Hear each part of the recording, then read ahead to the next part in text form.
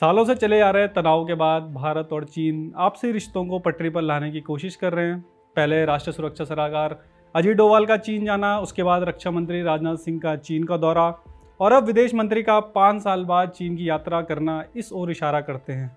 पिछले कुछ सालों में दोनों देश सैन्य टकराव के बेहद करीब थे। साल 2020 में लद्दाख की गलवान घाटी संघर्ष के बाद दोनों देशों के रिश्ते एक निचले स्तर पर पहुंच गए थे। इसके बाद ऑपरेशन सिंदूर के दौरान चीन का पाकिस्तान को खुला समर्थन देने से रिश्तों में और खटास आई थी। हालांकि तेजी से बदलते भू राजनीतिक हालातों ने आज दोनों देशों को कुछ क्षेत्रों में आपसी समझ बनाने पर मजबूर कर दिया है। इसमें ट्रंप का दोबारा से अमेरिका का राष्ट्रपति बनना, ट्रंप का टैरिफ वॉर, रूस यूक्रेन युद्ध, ब्रिक्स जैसे उभरती अर्थव्यवस्थाओं के समूह में चीन का बढ़ता प्रभाव और ताइवान मुद्दे पर अमेरिका और चीन का सीधा सैन्य टकराव की आशंका जैसे फैक्टर्स शामिल हैं। गलवान संघर्ष के बाद विदेश मंत्री एस जयशंकर की यह पहली चीन यात्रा है। इस दौरान उन्होंने चीन के उपराष्ट्रपति हान जेंग से मुलाकात की और उसके बाद चीन के विदेश मंत्री वांग यी के साथ एक बैठक में शामिल हुए। हान जेंग से मुलाकात के दौरान जयशंकर ने चीन की एससीओ प्रेसिडेंसी को समर्थन देते हुए कहा कि दोनों देशों के बीच रिश्तों में सुधार जरूरी है, खासतौर पर ऐसे समय में जब वैश्विक भू राजनीति तेजी से बदल रही है। चीनी उपराष्ट्रपति हान जेंग ने भी कहा कि चीन और भारत दोनों प्रमुख विकासशील देश हैं और ड्रैगन और हाथी का टैंगो यानी कि तालमेल दोनों देशों के लिए फायदेमंद रहेगा। चीनी विदेश मंत्री वांग यी के साथ मुलाकात के दौरान जयशंकर ने भारत चीन सीमा पर नॉर्मलसी की सराहना करते हुए कहा कि चीन भारत के बीच बेहतर संबंध न केवल हमारे लिए बल्कि पूरे विश्व के लिए लाभकारी है। साथ ही उन्होंने कहा कि भारत और चीन के बीच मतभेद विवाद में नहीं बदलने चाहिए, ना ही प्रतिस्पर्धा संघर्ष में बदलनी चाहिए। इसके अलावा जयशंकर ने चीन को कड़े शब्दों में यह भी कहा कि चीन को व्यापार पर बाधाओं से बचने की आवश्यकता है। It is also essential in this context that restrictive trade measures and roadblocks are avoided. I hope to discuss these issues with you in further detail. उनका इशारा था चीन द्वारा क्रिटिकल मिनरल्स के एक्सपोर्ट पर रोक लगाना। अमेरिका और चीन के बीच चल रहे ट्रेड वॉर के बाद चीन ने हाल ही में कई रेयर अर्थ मेटल्स के एक्सपोर्ट पर रोक लगा दी थी। ये मेटल्स वेपन्स, ऑटोमोबाइल्स, इलेक्ट्रॉनिक्स और सेमीकंडक्टर्स के निर्माण में काम आते हैं। भारत भी इन मेटल्स के लिए चीन पर निर्भर था और चीन की व्यापार पर इस तरह की रेस्ट्रिक्शंस लगाने से भारत पर भी इसका नकारात्मक प्रभाव पड़ा है।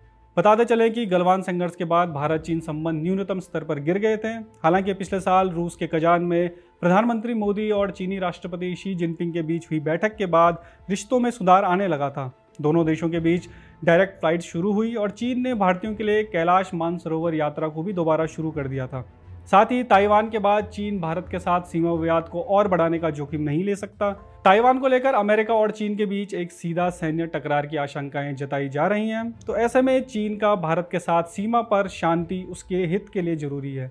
भारत और चीन के बीच रिश्तों में थौ आने का एक और कारण है आर्थिक हित। चीन भारत का दूसरा सबसे बड़ा ट्रेडिंग पार्टनर है। दोनों देशों के बीच ट्रेड लगभग 127 बिलियन डॉलर तक पहुंच गया है। हालांकि बढ़ता ट्रेड डेफिसिट भारत के लिए आज भी चिंता का सबब है। ऐसे में अगर दोनों देशों को अपने अपने आर्थिक हितों को साधना है तो इसके लिए सीमा क्षेत्रों में शांति और स्थिरता बनाए रखना बेहद जरूरी है। यही कारण है कि लद्दाख के बाद दोनों देश पूरी भारत चीन सीमा पर विवादों को सुलझाने के लिए काम कर रहे हैं। इसी कड़ी में चीनी विदेश मंत्री वांग यी भी जल्द भारत आएंगे, जहां वे राष्ट्रीय सुरक्षा सलाहकार अजीत डोभाल के साथ SR लेवल टॉक्स में भाग लेंगे। SR यानी स्पेशल रिप्रेजेंटेटिव टॉक्स भारत और चीन के बीच सीमा विवाद सुलझाने का एक मैकेनिज्म है जो साल 2003 में लागू किया गया था। हालांकि दोनों देशों के बीच अगर रिश्तों में सुधार आ रहा है तो इसके साथ साथ चुनौतियां भी आ रही हैं। चीन का पाकिस्तान को हथियार देना और आतंकवाद के मुद्दे पर पाकिस्तान को खुला समर्थन देना भारत के लिए चिंता का विषय है। साथ ही चीन भारत को पश्चिम, खासतौर पर अमेरिका का एक साथी मानता है। चीन को लगता है कि अमेरिका भारत को चीन को बैलेंस करने के लिए खड़ा कर रहा है और दूसरी तरफ भारत का मानना है कि चीन पाकिस्तान और अब बांग्लादेश के जरिए भारत को काउंटर करने के लिए मजबूत कर रहा है। दोनों देशों के बीच पैदा हुआ यही ट्रस्ट डेफिसिट रिश्तों में अस्थिरता का सबसे बड़ा कारण है।